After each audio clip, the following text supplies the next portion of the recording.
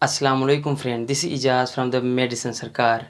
ED या erectile dysfunction या मर्दाना कमज़ोरी, इसके बारे में हम पहले बात कर चुके हैं पिछले वीडियो में। अगर आपने वो नहीं देखी है तो आप जाकर वो वीडियो देख सकते हैं। उस वीडियो में मैंने इरेक्टाइल डिसफंक्शन या मर्दाना कमज़ोरी की वजूहात और अलामात के बारे में बात की है कि ये क्यों होती है, इसकी वजूहात क्या है, क्यों ये बीमारी होती है और कौन कौन सी चीज़ों को आपने फॉलो करके इस बीमारी से बचना है।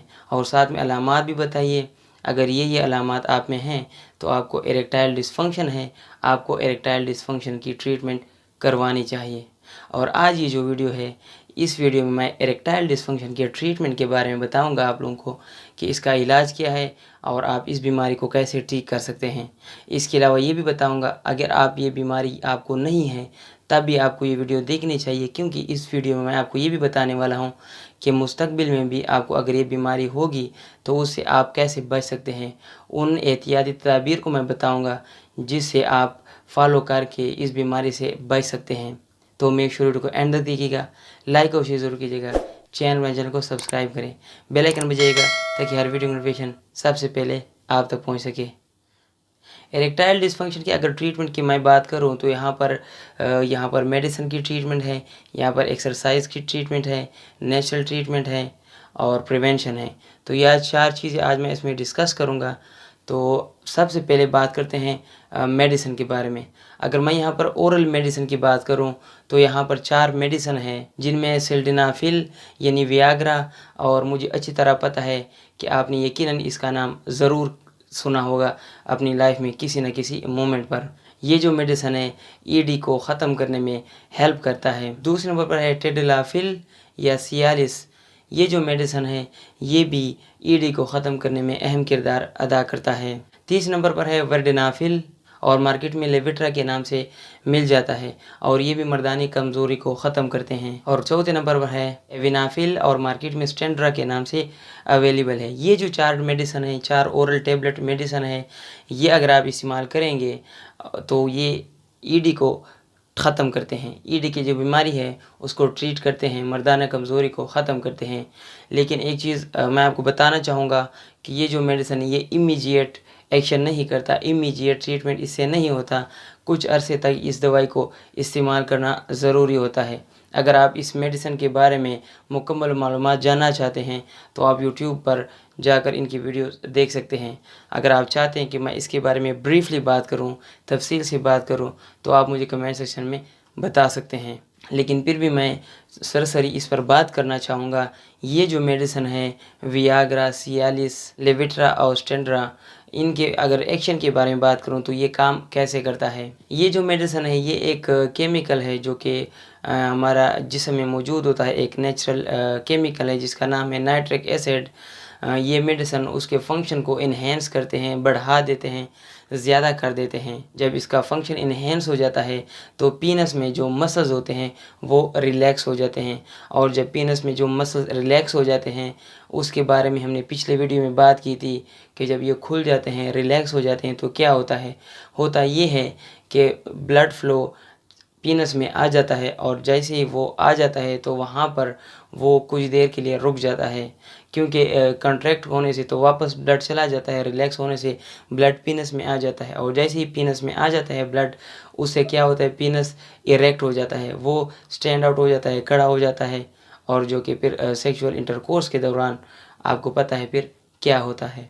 तो इस तरह ये काम करते हैं ये मेडिसिन्स। अगर कुछ साइड इफ़ेक्ट्स की बारे में बात करूँ तो इन गोलियों की वजह से आपको हेडेक हो सकता है, आपको स्टमक में प्रॉब्लम हो सकती है, इसके अलावा नाक भी बंद हो सकती है, विजुअल चेंजेस आ सकते हैं, आपके नज़र में फ़र्क पड़ सकता है, नज़र कमज़ोर भी हो सकती है थोड़ी बहुत, और पीठ पे दर्द हो सकता है, बैकएक हो सकता है।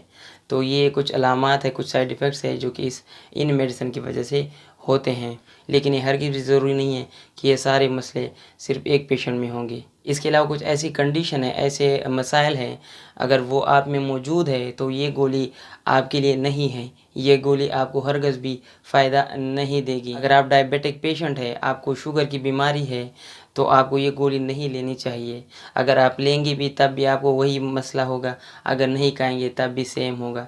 इसलिए कोई भी गोली आप ना खाइए, आपको कोई भी फ़ायदा मिलने वाला नहीं है। अगर आपने प्रोस्टेट की सर्जरी करवाई है तब भी ये दवाइयाँ आपके लिए नहीं हैं, ये लेस इफ़ेक्टिव है, ना होने के बराबर आपको फ़ायदा मिलेगा। इसके अलावा ऐसी कंडीशन है जिसके दौरान आपको ये दवाई बिल्कुल भी नहीं लेनी चाहिए। अगर आप ये दवाई खाएंगे उन मसाइल के साथ तो आपको सवियर प्रॉब्लम हो सकती है। आप अपनी ज़िंदगी के ख़ुद ज़िम्मेदार होंगे, कोई और नहीं होगा। अगर आप नाइट्रेट ड्रग्स लेते हैं, नाइट्रेट ग्रुप या नाइट्रेट ड्रग्स एक ग्रुप है जो कि दिल की बीमारी और ब्लड प्रेशर के मसाइल में यूज़ होती है। नाइट्रोग्लिसराइड और इस तरह अच्छी खासी एक ग्रुप है। अगर वो गोलियां आप ले रहे हैं तो आप ये दवाइयाँ मत इस्तेमाल करें। अगर आप दिल के मरीज़ हैं तब भी आप ये दवाइयाँ मत खाइए। और इसके अलावा ब्लड प्रेशर आपका कम होता है तब भी आपको ये दवाइयाँ नहीं खानी चाहिए। तो ये कुछ ऐसी बीमारियाँ हैं, ऐसी दवाइयाँ हैं जिनके साथ आपको ये जो गोलियाँ हैं जो कि ईडी को ख़त्म करते हैं, ठीक करते हैं, तो आपको ये दवाइयाँ नहीं खानी चाहिए। बहुत ज़्यादा ख़तरनाक नुकसान आपको उठाना पड़ सकता है। इसके अलावा एक और मेडिसिन है जिसका नाम है अल्प्रोस्टेडिल। ये एक दवाई है जो कि ओरली मेडिसिन नहीं है, आप मुंह के ज़रिए इसको नहीं खा सकते। ये जो मेडिसिन है ये पेनाइल सपोजिटरी के तौर पर दे सकते हैं। जिस तरह की पिचकारी देते हैं इस तरह ये दवाई पीनस के अंदर पिचकारी के ज़रिए दी जा सकती है।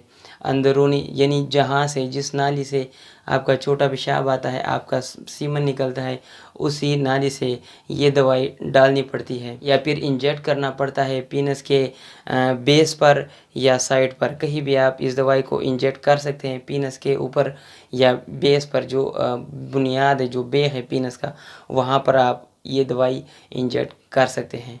इससे भी ईडी के मसाइल ख़त्म हो सकते हैं, मर्दाना कमज़ोरी ठीक हो सकती है। तीसरे नंबर पर है टेस्टोस्टेरोन थेरेपी। टेस्टोस्टेरोन क्या है? एक हार्मोन है जो कि बहुत ज़्यादा अहम रोल अदा करता है प्यूबर्टी में, सेक्सुअल लाइफ में। आपके बाल जिस्म के ऊपर उगते हैं टेस्टोस्टेरोन की वजह से होते हैं। आपका जो बलूगत आता है टेस्टोस्टेरोन की वजह से होता है। आपका जो सेक्सुअल पावर है टेस्टोस्टेरोन की वजह से होता है। आपकी जो आवाज़ चेंज हो जाती है बचपन से बलूगत तक, वो भी टेस्टोस्टेरोन की वजह से हो सकती है। तो अगर आप में ईडी है, इरेक्टाइल डिस्फंक्शन है, मर्दाना कमज़ोरी है, तो एक अहम वजह है जो मैंने पिछले वीडियो में भी डिस्कस किया था कि टेस्टोस्टेरोन की वजह से होती है। जब टेस्टोस्टेरोन का लेवल कम हो जाता है तो टेस्टोस्टेरोन की थेरेपी करवाएं किसी भी सेक्सोलॉजिस्ट से, उससे भी आपका जो बीमारी है वो ठीक हो सकती है। चौथे नंबर पर है वैक्यूम पंप। वैक्यूम पंप क्या है? एक पंप होता है जो कि पीनस के ऊपर चढ़ाना पड़ता है और इसमें तीन चीज़ें होती हैं।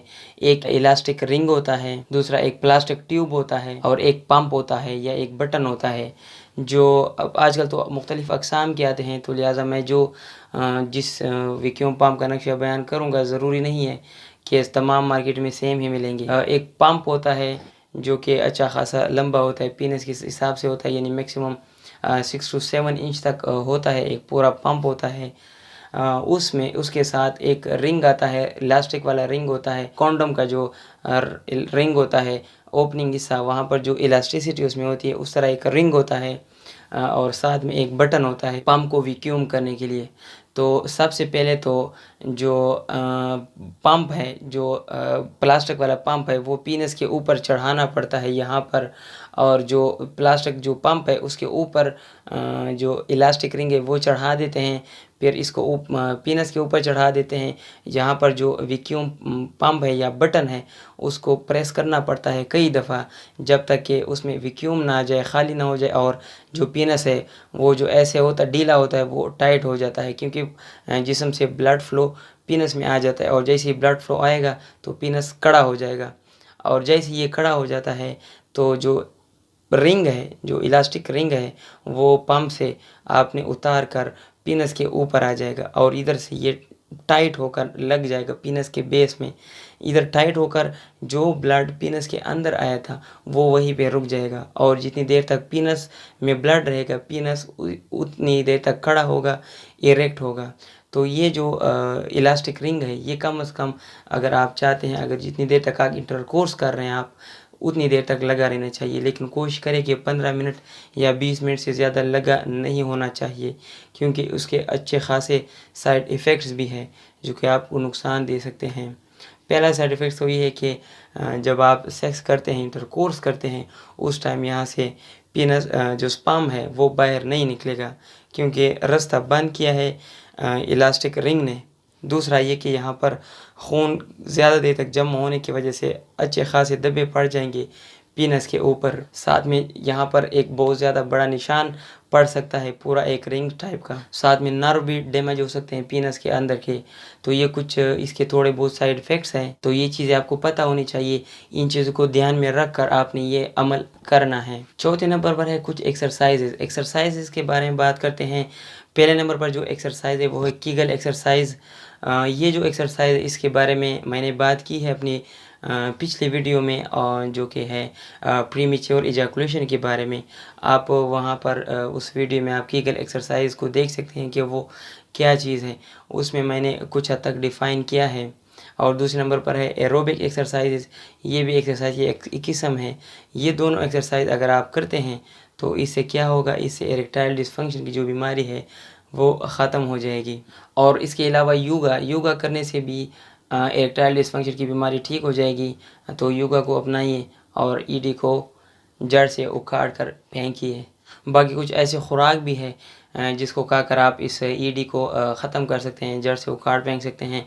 कुछ नेचुरल ट्रीटमेंट भी है, जैसे मसाज हो गया, और भी अच्छी खासी चीज़ें हैं। ये चीज़ें मैं सिर्फ बता रहा हूँ। वीडियो पहले भी माशाल्लाह एक ऊंचे मकाम पर पहुंच चुकी है टाइमिंग के लिहाज से, तो इसलिए ज़्यादा रिस्क नहीं लेना चाह रहा। इसके अलावा सर्जरी से भी ये मसला ठीक हो सकता है। तो ये कुछ ट्रीटमेंट के बारे में बात थी जो हमने डिस्कस की, जो कि इतना ज़्यादा मुश्किल ट्रीटमेंट भी नहीं है, जिसको अपना कर आप अपनी इस बीमारी पर कंट्रोल पा सकते हैं। अब बात करते हैं प्रिवेंशन के बारे में, एहतियात के बारे में, यानी कुछ एहतियाती तदाबीर अपना कर आप इस बीमारी से एडवांस में बच सकते हैं। क्योंकि अगर आपको ये मसला नहीं है तब भी फ्यूचर में खुदा न ख्वास्ता आपको ये मसला दरपेश हो सकता है। लिहाजा आप इन चीज़ों को पहले से अपनाइए और ख़ुद को इस बीमारी से बचाइए। पहले तो ये है कि आप रेगुलर एक्सरसाइज किया करें। आप एक्सरसाइज करेंगे, आपकी जो मसल्स है वो मज़बूत होंगे, आपका जो ब्लड फ्लो है वो अच्छा खासा हो जाएगा। ब्लड फ्लो का सेक्सुअल हेल्थ के साथ बहुत गहरा ताल्लुक़ है। इसके अलावा अपने वेट को मेंटेन रखिए। वज़न जो है आपका उसको ज़्यादा बढ़ने ना दे, बहुत कम भी होने ना दे, उससे भी आपकी सेक्सुअल लाइफ मुतासर हो सकती है। तीसरे नंबर पर हेल्दी डाइट, खुराक आप हेल्दी खाइए। एक होता है खुराक और एक होता है ग़िज़ाइयत से भरपूर खुराक। ग़िज़ाइयत से भरपूर खुराक करें और डाइट करें, मतलब अच्छा खुराक करें ग़िज़ाइयत वाली, लेकिन कम करें। ये ना हो कि 5 चपाती खाए खुश्क नहीं, 1 चपाती खाए लेकिन एक बेहतरीन ग़िज़ा हो, उसमें गोश्त हो, प्रोटीन, विटामिन, तमाम चीज़ों से भरा पड़ा हो वो खाना। तो इस तरह का खाना आप खाइए। और इसके अलावा आप जो स्ट्रेस है उसको कम करें या उस पर कंट्रोल करना सीखें, क्योंकि स्ट्रेस बहुत बड़ा दुश्मन है इरेक्शन का या सेक्सुअल हेल्थ का। तो इसलिए स्ट्रेस पर काबू पाइए, डिप्रेशन पर काबू पाइए, इन तमाम चीज़ों को दूर करिए अपनी लाइफ से। तो आप इन चीज़ों पर कंट्रोल पाकर ईडी को करीब भी आने नहीं देंगे, मुझे बहुत ज़्यादा उम्मीद है। तो ये कुछ चीज़ें थी, टिप्स थे जो कि आज मैंने आपसे डिस्कस की। मुझे उम्मीद है आपको वीडियो पसंद आई होगी। प्लीज़ हमारी वीडियो को एक थम्स अप दीजिएगा, सब्सक्राइब करिए चैनल को, शेयर करिए वीडियो को, ताकि आपके दूसरे फ्रेंड्स भी इस चीज़ से फ़ायदा उठाएँ। और बिल्कुल एक सस्ता इलाज है, मुझे नहीं लगता कि इतना महंगा है, और बहुत बड़ी एक नेमत है हेल्दी सेक्सुअल हेल्थ, जो कि हम इससे इनकार नहीं कर सकते। आज के लिए बस इतना ही। अपना ख्याल रखिएगा। दीजिए साइनिंग ऑफ। अल्लाह हाफिज़।